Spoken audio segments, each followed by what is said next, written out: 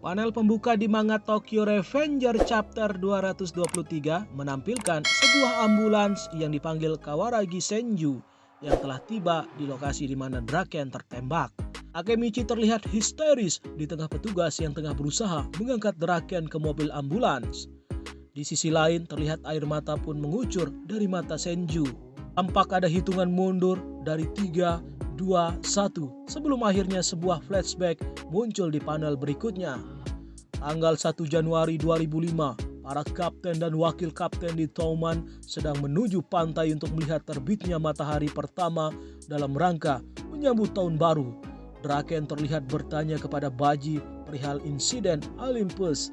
Baji pun mengatakan bahwa Krocho yang dilawannya hanyalah anggota skuad pertama, jadi ia dan Shifuyu menghajar mereka dengan mudah.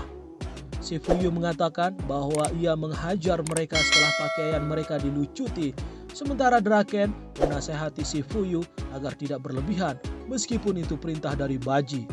Draken lalu bertanya kepada Smiley perihal Akasaka Nitoro. "Kami menghajar mereka seperti biasa," kata Smiley sambil tersenyum. Sementara Angry yang ada di belakang Smiley menimpali bahwa ia harus bersusah payah menghentikan Smiley karena Smiley menghajar mereka secara berlebihan. Percakapan juga terjadi antara Pachin dan Pehyan yang naik motor berboncengan.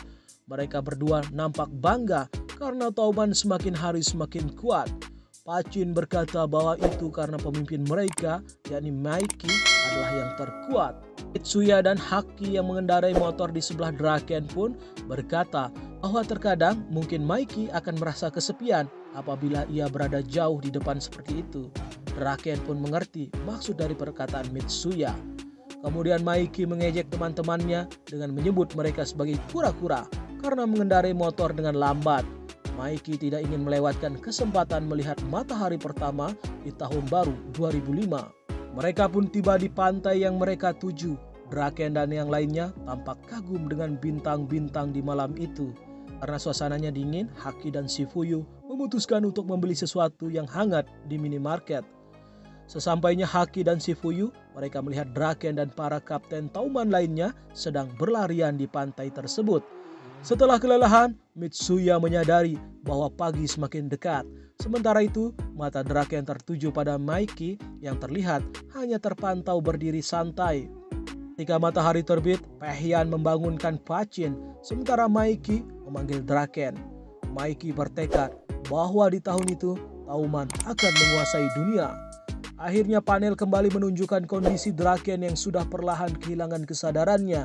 Dia pun melihat flashback tersebut sebagai memori terakhir yang diingatnya dengan anggota Touman. "Aku sedang di Jalan Emma," gumam Draken.